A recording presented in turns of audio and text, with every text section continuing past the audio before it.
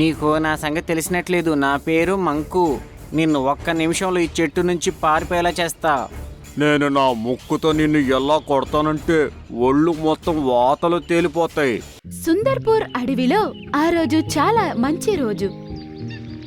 మంక కోతి సంతోషంగా చెట్ల నుండి పళ్ళను కోసుకుని తింటూ ఉంది. మరియు దాంతో పాటే పాట పాడుకుంటూ ఉంది. పండు పండు పండు ఎర్ర పండు యాపిల్ దాని పేరు. ఏం విషయం మంకు, నువ్వు ఈరోజు చాలా సంతోషంగా ఉన్నావు? ఏం చెప్పను కోరయ్యో రాణి, వర్షాకాలం తర్వాత మళ్ళీ వచ్చే వసంతంలో పళ్ళన్నీ తింటుంటే ఎంత బాగుంటుందో. నువ్వు చెప్తున్న మాట కరెక్టే. రా అయితే మరి నాతో పాటు కూర్చొని పాటలు పాడుతూ ఇది తిందాం. ఇద్దరూ చేరి పాట పాడడం ప్రారంభించాయి. మరియు ఒక చెట్టు నుంచి ఇంకొక చెట్టుకి ఎగురుకుంటూ సంతోషంగా పళ్ళు తింటున్నాయి. మంక కోతి అరటి పండు తిని మరియు అరటి తొక్కని కింద పడేసింది.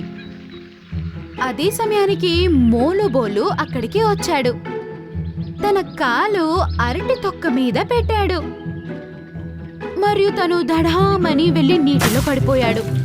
మోలు మంకుని చూశాడు. మంకు, నేను నిన్ను వదిలిపెట్టను. అరే ఎలుగుబంటన్నా, సారీ, పొరపాటు అయిపోయింది. ప్రతిసారి నువ్వు నన్ను ఏదో రకంగా ఇబ్బంది పెడుతుంటావు. ఈసారి నేను నిన్ను చట్నీ చేసేస్తా. మోలుబాలు మంకుని పట్టుకోవడానికి ఒక చెట్టుని ఎక్కుతూ ఉన్నాడు. మోలు మంకుకి దగ్గరికి చేరుకున్న వెంటనే తను ఒక్క చెట్టు నుంచి ఇంకో చెట్టుకి ఎగిరిపోయాడు. అంతలోపే మంకు తన బలాన్ని ఉపయోగించి నదిని కూడా దాటి ఇంకో చెట్టు మీదకి వెళ్ళిపోయింది. మోలు బాలు ఇంకో చెట్టుని కూడా ఎక్కుతూ ఉంది. రా రా, వచ్చి పట్టుకొని చూపించు. నేను నిన్ను వదిలిపెట్టను. మోలుబాలు మంకుని పట్టుకోవడానికి ఆ నదిని దాటడానికి కూడా ప్రయత్నిస్తుంది. అప్పుడు అది ఆ నదిలోకి పడిపోయింది. సమయం చూసి మోంకు మరియు లవ్లీ గోరయ్య అక్కడి నుంచి తప్పించుకున్నారు. తర్వాత మోంటూ కోతి మరియు లవ్లీ గోరయ్య మర్రి చెట్టు కింద ఉన్న కుందేలు ఇంటికి వెళ్ళాయి. అక్కడ పీకు కుందేలు తన చేతిలో నుంచి నీరు బయటికి తీస్తుంది. ఏంటి సంగతి పీకు కుందేలు, ఈ రోజు మాతో పాటు ఆడుకోవడానికి కూడా రాలేదు. నేను ఆ రాత్రి పడిన వర్షం తర్వాత వాతావరణం ఎంత ఆహ్లాదంగా మారింది. వర్షం కారణంగా నా పొదలంతా నీళ్లు నిండిపోయాయి. వర్షాకాలం నీలాంటి వాళ్ళకే బాగుంటుంది, కానీ నాకు మాత్రం ఇల్లు లేకుండా చేస్తుంది. ఇప్పుడు నాకు ఉండడానికి కూడా ఏ చోటు లేకుండా ఉంది. మీరు వెళ్ళి ఆడుకోండి, నేను నా పొదల్లో ఉన్న నీళ్లని బయటకు తీయాలి. మంకు కోతి పీకో కుందేలు చాలా బాధపడడం చూసి అది కూడా బాధపడుతుంది. దానికి సహాయం చేయాలి అని నిర్ణయించుకుంటాడు. నువ్వు అస్సలు దిగులు పడకు, మేము కూడా నీతో పాటే ఉన్నాం. మేమంతా కలిసి నీ కోసం ఒక ఎత్తైన ప్రదేశంలో ఇల్లు కడదాం. అక్కడైతే నీళ్లు రావు. కష్టకాలంలో స్నేహితులే స్నేహితులకు సహాయం చేస్తారు. ముగ్గురు చేరి పీకు కుందేలుకి కొత్త ఇల్లు వెతకడానికి అక్కడి నుంచి వెళ్లారు. మంకు ఒక చెట్టు నుంచి ఇంకో చెట్టుకి ఎగురుకుంటూ ఒక స్థలాన్ని వెతుకుతూ ఉంది. అలాగే లవ్లీ గోరయ్య కూడా ఆకాశంలో ఎగురుతూ పీకు కుందేలుకి ఇల్లు వెతుకుతూ ఉంది. మంకు కోతి అడవిలో ఒక పెద్ద మామిడికాయ చెట్టుని చూసింది. ఈ చోటు బాగుంది. ఇక్కడైతే నీళ్లు కూడా రావు. ఇంకా పీకు కుందేలు సంతోషంగా ఉంటుంది ఇక్కడ. ఇప్పుడే నేను వెళ్ళి పీకు ఇంకా లవ్లీకి ఈ చోటు గురించి చెప్తాను. మంకు పరిగెత్తుకుంటూ వెళ్లి వాళ్ళిద్దరికీ ఆ పెద్ద మామిడికాయ మాను గురించి చెప్పింది. అడవికి దాదాపు మధ్యలో ఒక మంచి మామిడి చెట్టు ఉంది. అక్కడ నీళ్లు కూడా రావు, ఇంకా మంచి తీయటి మామిడి పళ్ళు కూడా వస్తాయి. అర్రే అవునా, అయితే రండి మనం అక్కడికి వెళ్దాం.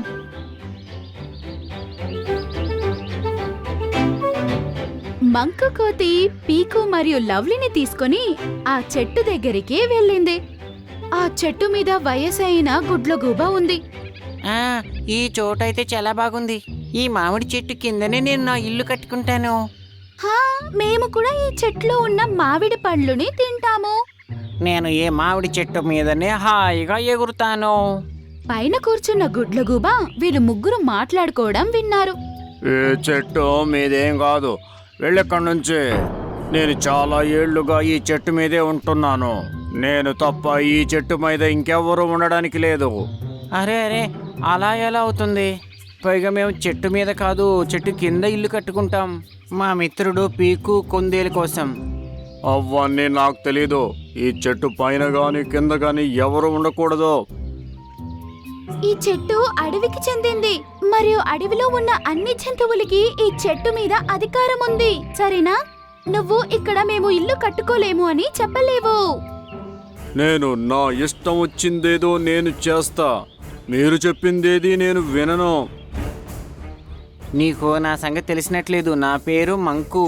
నిన్ను ఒక్క నిమిషంలో ఈ చెట్టు నుంచి పారిపోయేలా చేస్తా. నేను నా ముక్కుతో నిన్ను ఎలా కొడతానంటే ఒళ్ళు మొత్తం వాతలు తేలిపోతాయి. ఆగండి మీరిద్దరు. నాకనిపిస్తోంది ఈ ముసలి గుడ్ల గూబ ఒక్కతే ఉంటుంది, అందువల్లే పాపం ఇది అలా అయిపోయింది. మనం గనక ప్రేమతో చెప్తే అది వింటుంది, విని అర్థం చేసుకుంటుంది. పీకు, మంకు మరియు వయసైన గుడ్లగూబ యొక్క గొడవని ఆపింది. వర్షం రావడం వల్ల నా పొదలంతా నీళ్లతో నిండిపోయాయి. అందుకే నా మిత్రుడు నా కోసం కొత్త ఇల్లు వెతికాడు. ఒకవేళ నీకు ఇష్టం లేకపోతే నేను ఇక్కడి నుంచి వెళ్ళిపోతాలే మిత్రమా. నేను నీతో ఎంత చెడ్డగా మాట్లాడా, అయినా నువ్వు నన్ను మిత్రమా అన్నావా? ఎందుకు కాదు, నువ్వు నా మిత్రుడు అవుతావా? అలాగే. నాకు ఎవరు మిత్రులు లేరు. పైగా అందరూ నన్ను ముసలోడా అని ఎగతాళి చేస్తారు. నువ్వు ఈ చెట్టు కింద ఇల్లు కట్టుకొని ఉండొచ్చు మిత్రమా. చూడు మంకు, ప్రేమతో మాట్లాడితే కఠినమైన వాళ్ళు కరుగుతారు. ఇప్పుడు మీరిద్దరు కూడా స్నేహం చేయండి. పీకు ఆ మామిడికాయ చెట్టు కింద ఇల్లు కట్టుకుంది. అందరూ చాలా క్లోజ్ ఫ్రెండ్స్ అయిపోయారు మరియు ముగ్గురు చాలా సంతోషంగా జీవిస్తూ ఉన్నారు. ఓ కోతి చెల్లెమ్మా, నీకు చాలా శుభాకాంక్షలు. ఇప్పుడు నీ కుటుంబం కూడా పెరగబోతోంది. ఇంకా మన అడవిలోకి ఒక కొత్త సభ్యురాలు కూడా రాబోతోంది. ఇది హిమాలయాల్లోని అడవిలోని ఒక కథ. అక్కడ చాలా జంతువులు కూడా ఉన్నాయి. అదే అడవిలో నుంచి జమునా నది ప్రవహించేది. మనమందరం వినే ఉంటాము జమునా నది చాలా పవిత్రమైనది అని. చాలా మంది పూజిస్తారు కూడా. కానీ నిజం మారిపోయింది.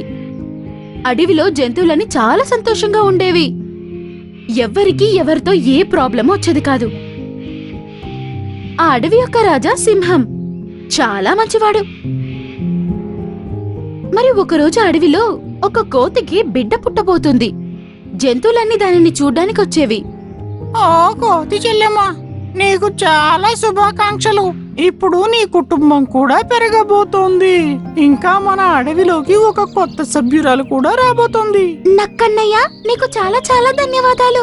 ఇందులో ధన్యవాదాలు అవసరమేముంది? మన జంతువులంతా ఒక కుటుంబం. ఒక్కరి ఆనందం అందరికీ ఆనందమే.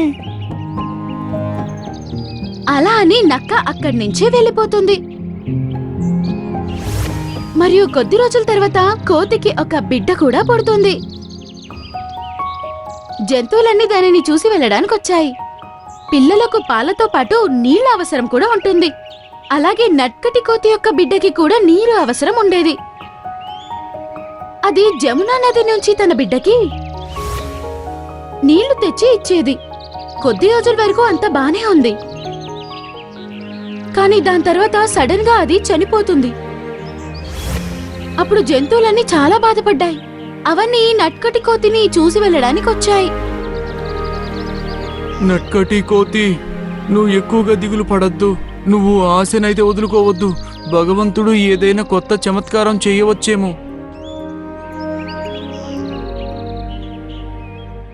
నక్కటి అక్క, నువ్వు చాలా బాధపడకక్క. నువ్వు బాధపడ్డా మేము చూడలేము. లాలు అంటే నీకెంత ఇష్టమో మాకు బాగా తెలుసు. అలా అని జంతువులన్నీ ఓదార్చి అక్కడి నుంచి వెళ్ళిపోతాయి.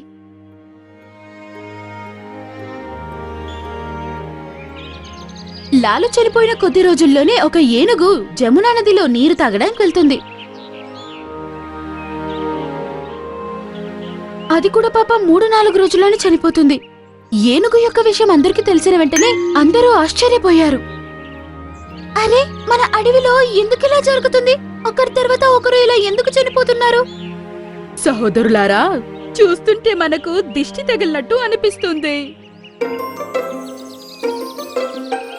ఒరే గండు పిల్లి, నీకంటే చెడ్డ దృష్టి ఈ అడవిలో ఎవ్వరిది లేదు. ఓయ్ తెలివిగల నక్క, నువ్వు కుక్కవా లేదా గాడిదవా అని నీకే తెలీదు, నాకు చెప్పడానికి వచ్చావా? నువ్వు చాలా ఎక్కువ మాట్లాడుతున్నావు. నోరు ముయ్యండి ఇద్దరు. సమయం సందర్భం లేకుండా గొడవ పడుతూ ఉంటారు. జంతువులన్నీ ఆలోచనలోకి పడ్డాయి. అప్పుడు సింహం ఇలా అనింది. యమునా నది నీళ్లలో ఏదో తేడా ఉందనిపిస్తోంది. ఎందుకంటే నట్కటి కోతి యొక్క పిల్ల ఇంకా విశాలి ఏనుగు. ఆ ఏనుగు ఎంత శక్తివంతమైనది అయినా కూడా చనిపోయింది. మరియు జంతువులన్నీ సమావేశం అయ్యాయి. మిత్రులారా, ఏదైతే నేను ఆలోచిస్తున్నానో మీరు కూడా అదే విధంగా ఆలోచిస్తున్నారు కదా? అవును మహారాజా, మేము కూడా అదే ఆలోచిస్తున్నాము. అడవిలోని జంతువుల మరణాలు ఎలా జరుగుతున్నాయి అని. అది కూడా కేవలం యమునా నది నీళ్ల వలన. అవును మహారాజా, దాని కారణంగానే నట్కట్టి కోతి యొక్క పిల్ల ఇంకా విశాల్ ఏనుగు కూడా చనిపోయింది. ఇంకా ఇద్దరి యొక్క చావుకి కారణం యమునా నది నీళ్లు. ఎందుకంటే ఆహారం మనం అందరం కలిసే తింటాము. అవును మహారాజా, మా అందరికీ ఇదే ఆలోచన ఉంది. అడవి జంతువుల మరణాల వెనక యమునా నది నీళ్లలోనే ఏదో కారణం ఉంది అనిపిస్తోంది. ఇప్పుడు మేము తెలుసుకోవాలి ఇదంతా ఎలా జరుగుతోంది అని. ఎందుకంటే ఒకవేళ ఇలాగే వెళుతూ ఉంటే మన అడవి అంతా అంతమైపోతుంది. మనం చేతిలో చేయి వేసుకుని అలా కూర్చుండలేం. ఈ రోజు మన కుటుంబంలోని 2 సభ్యులు చనిపోయారు.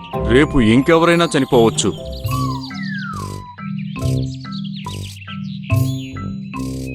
మరియు జంతువులన్నీ అడవిలో ఇక్కడ అక్కడ నడుస్తూ ఉన్నాయి. వాళ్ళకి మనుషులు కనబడ్డారు.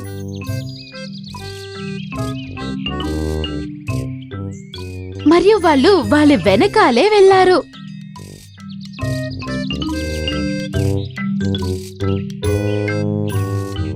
మరియు నిజం చూసి రాజా సింహం దగ్గరకొచ్చి,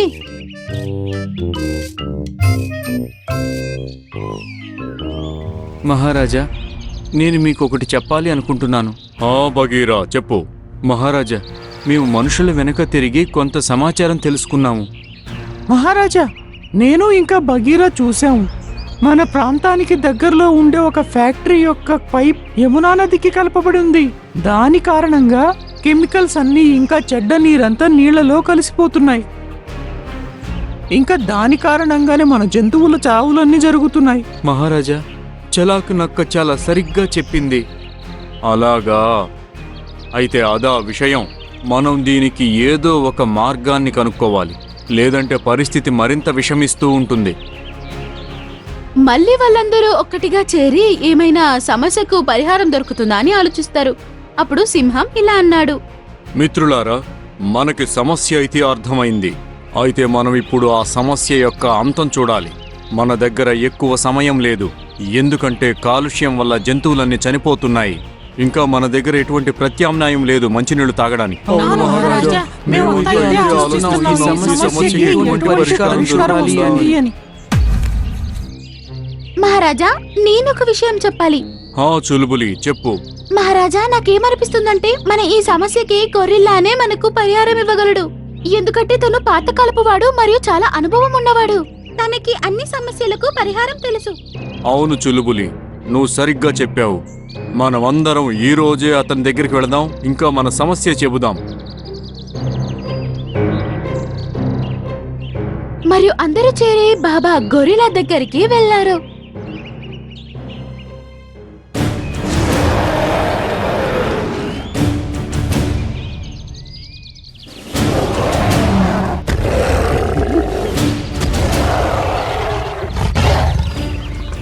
మరియు వారికి వారి సమస్యను చెప్పారు. అవునా? అయితే ఇదా మీ సమస్య? అవును బాబా. బాబా, హిమాలయ పర్వతాల దగ్గర ఒక పెద్ద చెట్టు ఉంది. ఒకవేళ మీరు ఆ చెట్టు ఆకుల్ని తెచ్చి నీళ్లలో వేస్తే అప్పుడు యమునా నది నీళ్లు శుభ్రమవుతాయి. జంతువులన్నీ ఆ మాట విని చాలా సంతోషించాయి. అలాగే బాబా, మీకు చాలా చాలా ధన్యవాదాలు. జంతువులన్నీ అక్కడి నుంచి హిమాలయాల వైపు వెళ్ళాయి. మిత్రులారా, నాకనిపిస్తోంది మనం మన యొక్క సమస్యని ఈ పెద్ద చెట్టుకు చెప్పాలి. తనే మనకి సహాయం చేస్తుందేమో కదా. మీరు సరిగ్గా చెప్పారు మహారాజా. మరియు రాజసింహం వారి సమస్య ఆ పెద్ద చెట్టుకు చెప్తారు. ఓ వృక్షరాజమా, మాకు నీ యొక్క చెట్టు ఆకులు చాలా అవసరమై ఉంది. ఎందుకంటే నేను నా అడవిలోని జంతువుల ప్రాణాలు రక్షించాలి. మా అడవిలో నీళ్లు లేవు. ఇంకా మాకున్న యమునా నది ఏదైతే ఉందో దాన్ని మనుషులంతా కెమికల్స్తో నింపేశారు. మా అడవిలో నట్కటి కోతి అనే కోతి యొక్క పిల్ల జీవిస్తూ ఉండేది. అది ఆ నీళ్లను తాగి చనిపోయింది. ఆ తర్వాత మా అడవిలోని అతి పెద్ద ఏనుగు కూడా చనిపోయింది. నేను కేవలం ఏం కోరుతున్నానంటే నా అడవిలోని జంతువులు సురక్షితంగా ఉండాలి. ఇంకా అది ఎప్పుడు జరుగుతుందంటే మీ యొక్క చెట్టు ఆకుల్ని మేము తీసుకెళ్లి ఆ నదిలో వేసినప్పుడు. అలాగే మహారాజా, నాకు ఇది విని చాలా బాధ వేసింది. అందువల్ల నేను మీకు ఖచ్చితంగా సహాయం చేస్తాను. మరియు ఆ పెద్ద చెట్టు తనంతట తానే కదలడం ప్రారంభించింది. అప్పుడు దాంట్లో నుంచి కొన్ని ఆకులు కింద పడ్డాయి. మరియు రాజసింహం ఆ ఆకుల్ని తీసుకుంటుంది. మీకు చాలా చాలా ధన్యవాదాలు వృక్షమా.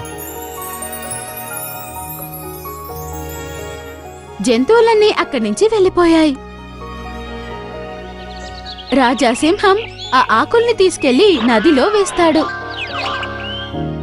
మరియు వారి అడవి యొక్క జంతువుల యొక్క ప్రాణాల్ని కాపాడింది.